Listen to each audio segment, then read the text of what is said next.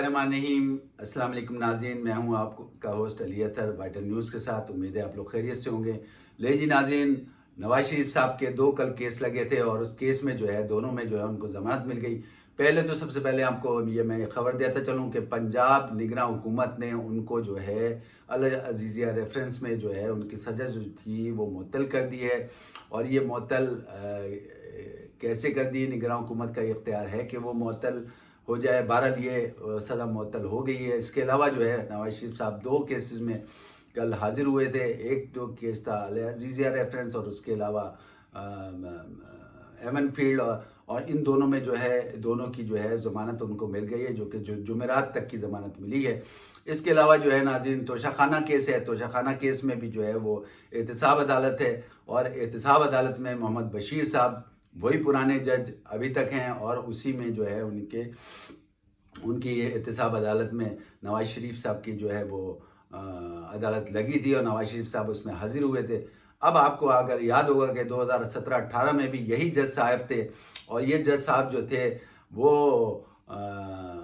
इसी अदालत के में फैसले करते थे और नवाज शरीफ साहब जो है इसी अदालत में आ जाते थे। मुबस्सिरीन का ये कहना है कि 2017-18 में जब ये केसेस चल रहे थे तो उस वक्त जो है नवाज शरीफ साहब जो है वो पहले से ही यानी समाज शुरू होने से पहले ही आधा घंटे 15 मिनट पहले पहुंच जाते थे और उसके बाद ये तमाम चीज़ें चलती रहती थी। और मोहम्मद बशीर साहब जो है उनको घड़ी घड़ी हर दूसरे तीसरे दिन उनको बुलाते थे। लेकिन आज बिल्कुल उलट हो गया है इस सिलसिले में। जब नवाज शरीफ साहब मरी से चले हैं बाकायदा इत्मीनान से, अपना नहा धो के और कपड़े वपड़े पहन के और उसके बाद जो है नाश्ता वाश्ता करके इत्मीनान से पहुँचे तो पता ये चला कि मोहम्मद बशीर साहब जो जज हैं एहतसाब अदालत के तोशाखाना के, वो पहले से मौजूद थे। और फिर जब ज़ाहिर है वकला की टीम के साथ नवाज शरीफ साहब आए तो फिर नवाज शरीफ साहब से जब वहाँ बैठे तो उसके बाद उनके वकला ने कहा कि जी मुलजिम आ गया है, तो मुलजिम का जो है वो एक दायमी वारंट आपने जारी किए हैं, तो इस दायमी वारंट को जो है इसको ख़त्म कर दें। तो मोहम्मद बशीर साहब ने पहले तो पूछा कि मुलजिम कहाँ हैं, तो उन्होंने कहा ये मुलजिम बैठे हैं। तो मुस्कुराहट का भी तबादला हुआ जिसमें नवाज शरीफ साहब ने भी मुस्कुराए और इसके साथ साथ बशीर साहब भी, जज साहब भी मुस्कुराए। और इसके बाद जब ये पूछा गया कि ये दायमी वारंट जो हैं उन्होंने, उनके वकील ने दरख्वास्त की कि ये दायमी वारंट आपने जारी किए हैं इसको ख़त्म कर दें, तो फ़ौरन ही जो है वो ये दायमी वारंट भी ख़त्म हो गए। इसके साथ साथ जो वकला ने एक और दरख्वास्त की कि उन्होंने ये कहा कि मज़ीद तोशाखाना में ज़मानत चाहिए, तो उनको वो ज़मानत भी मिल गई और वो ज़मानत जो है वो नवंबर की मिली है। आपको पता है इतने ये इस वक्त अक्टूबर चल रहा है और उनको ज़मानत नवंबर की मिल गई। इसके बाद जो है मियां नवाज शरीफ साहब इस्लामाबाद हाई कोर्ट पहुँचे और इस्लामाबाद हाई कोर्ट पहुँचे तो उससे पहले ही लोग जो है वो उनके जितने भी कारकुन और जितने भी उनके चाहने वाले थे वो पहले से मौजूद थे। और वहाँ जो है एक जमे गफ़ीर था।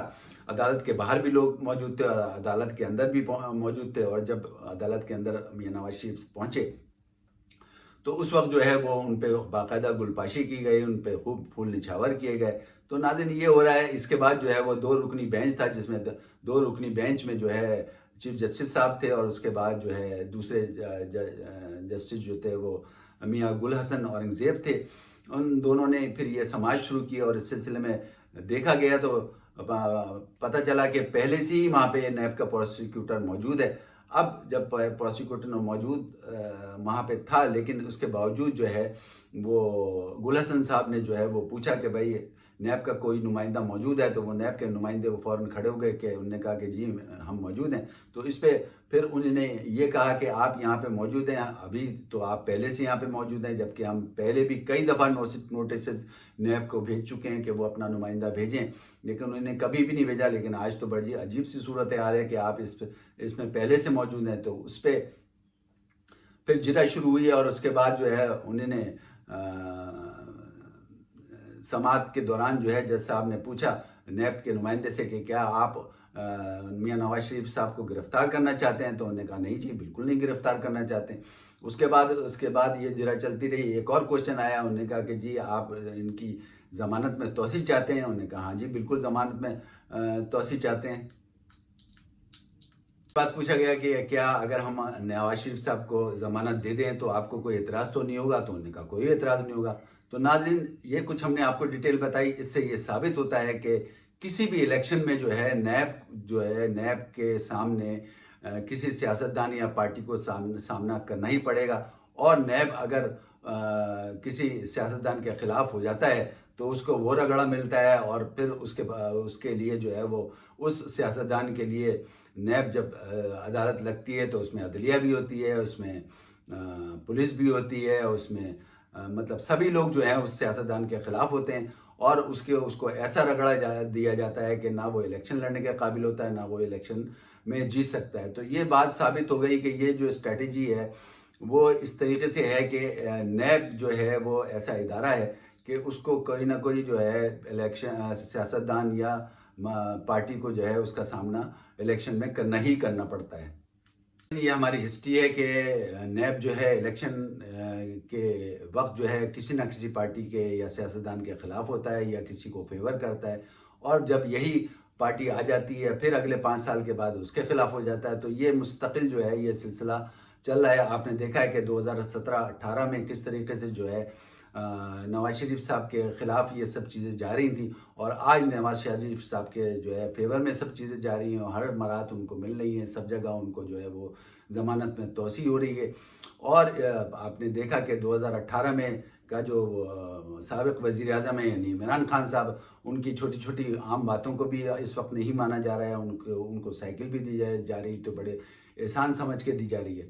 اس سے یہ ثابت ہو گیا کہ اسٹیٹ جو ہے کہیں نہ کہیں استعمال ہوتی ہے کہ کسی کے فیور میں یا کسی کے خلاف یہ استعمال ہوتی ہے، اور یہ اس طریقے سے جو ہے اگر دیکھا جائے تو اس سلسلے میں کوئی بھی یہ نہیں پوچھتا کہ اس پہ نیب کے ان تمام چیزوں پہ کتنا خرچہ آ رہا ہے اور وہ خرچہ کس طریقے سے پورا ہو رہا ہے۔ ظاہر ہے عوام کی ساری جو ہے وہ پیسے اور ٹیکس سے یہ تمام چیزیں پوری ہو رہی ہوتی ہیں، لیکن آج تک کسی نے یہ نہیں پوچھا کہ یہ نیب کا جو ادارہ ہے اس پہ اتنے خرچے ہوتے ہیں، اور یہ کبھی کسی کے خلاف استعمال ہوتا ہے، کبھی کسی کے فیور میں استعمال ہوتا ہے۔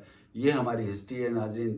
بس اب یہی دعا ہونی چاہیے کہ آگے جو بھی الیکشن میں جو بھی پارٹی آئے وہ استحکام کی طرف، پاکستان کے استحکام کی خاطر جو ہے معاشی اصلاحات لے کے آئے، اور کسی طریقے سے بھی ہے عوام کا بہتر ہو، اور یہاں پہ جو ہے سیاسی اسٹیبلٹی بھی ہو اور معاشی اسٹیبلٹی بھی ہو۔ ناظرین اس وقت کے لیے اتنا کافی، اپنے ہوسٹ علی اطہر کو اجازت دیں۔ اللہ حافظ۔